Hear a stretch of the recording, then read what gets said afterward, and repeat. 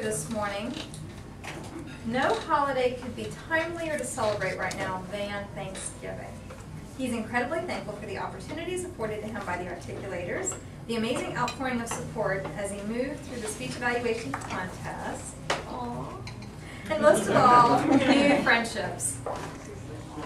His time in the articulators has convinced him to focus his business energy less on operational HR issues such as employee handbooks in the coming year, and more on following his professional passion, teaching others how to become more effective leaders.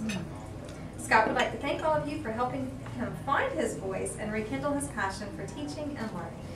Please welcome Scott as he tells us the story of 7 minutes.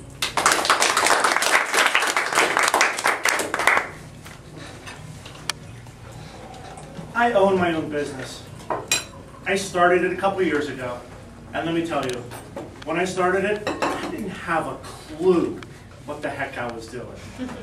I had a vision, I had an idea, I had knowledge and competence, but I didn't have the first idea of how to find a customer, how to find a client. Where do they hide? I had no idea. So I did what everyone suggested. Go on Meetup. That'll lead you the way. And when you go on Meetup, you find all these networking groups. And then you go visit them. And when you're at these networking groups, you sit and you look beside you, and there's the person in the perfectly decked out 3-button suit, the beautiful dress shirt, the tie, the polished shoes. And when you speak to them, they say, "This is what I do. I am great. I am the person you should buy from. I am the best person in my industry. I. And then you talk to them further, and every once in a while you come across someone that says, "If you give me 7 minutes, I will tell you how to be successful." Well, it got me thinking, is that really what a leader is? Shouldn't leaders be about we instead of I? So I started thinking about some of the books I've read in the past, and it took me to a great book by Jim Collins called Good to Great. And Good to Great was a research project by Jim Collins to look at companies over the years that have not just exceeded standards, but have exceptionally exceeded standards over a consistent period of time, and what did it take to exceed those standards? And when I read it, the first thing I thought of is, this got to be a book about guys like Iacocca and Al Dunlap, and all those guys you see in the media. Look on the cover of Forbes and on the cover of People magazine. Those are the guys this book is going to be about. Let's think about the story of Lee Iacocca. Who knows who Lee Iacocca was, or is? He's still alive. He rescued Chrysler. He had been a vice president of Ford. He had been a president of Ford. He had been the one that led the design efforts for the Shelby Mustang, one of the most iconic cars in the United States. He's written books. He's been on talk shows. He was even on Miami Vice. When Senator Hines from Pennsylvania died, they tapped on Iacocca's shoulder, because he's from Allentown, Pennsylvania, and said, "Hey, why don't you go to the Senate and help us out here?"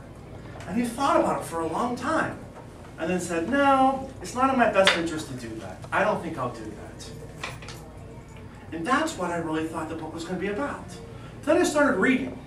Now, how many of you know who Darwin Smith is? Look at the show of hands. How many of you have ever heard of Pampers? Yeah. Yeah? How many of you have ever heard of Scott toilet paper? Yeah?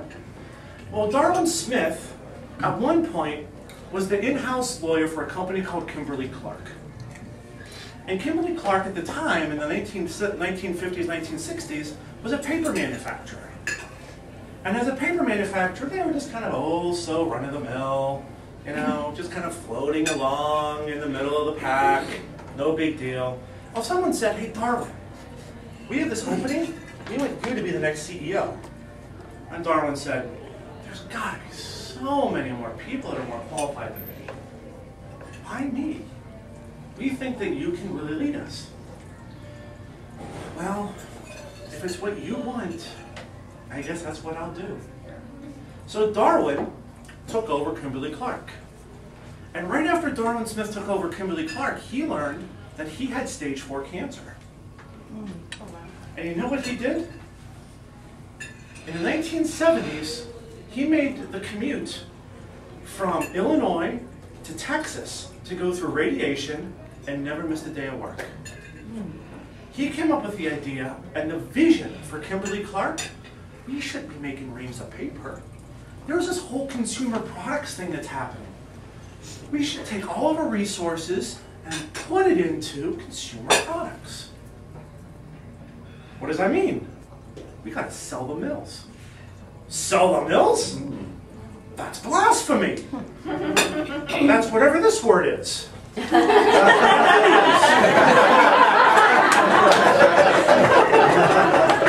can you possibly think about selling the mills? He even sold the mills in the town where the company was formed, in Kimberly, Wisconsin. Sold them all. And through all of it,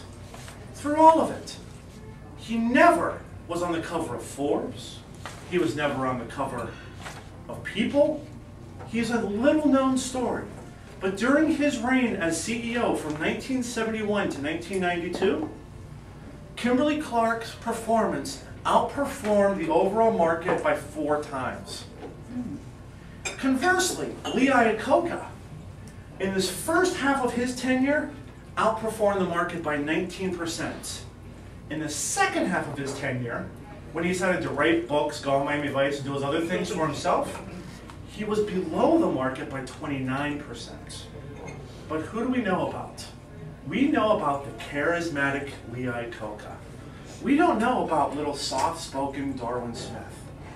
Now, Darwin had an iron will, because if you're going to stand up in front of your company and say, yeah, we're going to completely change what we do, completely, you have to have an iron will, because people are going to say, that's blasphemy. We will not do it. And he said, no, we will. Lee Iacocca did the same thing, but in a charismatic way, and it was about him. It was about who he was. Darwin, when he was interviewed for Good to Great, never used the word I. When they said, what is it that made you so successful? He said, I guess it's just luck. Just happened to be in the right place at the right time, and you succeeded. So it was never about him. He was humble. He was what Jim Collins calls a level 5 leader. He was that rare person that leads not for himself, but for the good of the many. And there are lots of other examples out there of good to great leaders, of level 5 leaders. But when you look around, there are so many that are in it for themselves, and a charismatic leader. So next time someone says, give me 7 minutes and I'll tell you how to be great, think, is it the right thing or the wrong thing?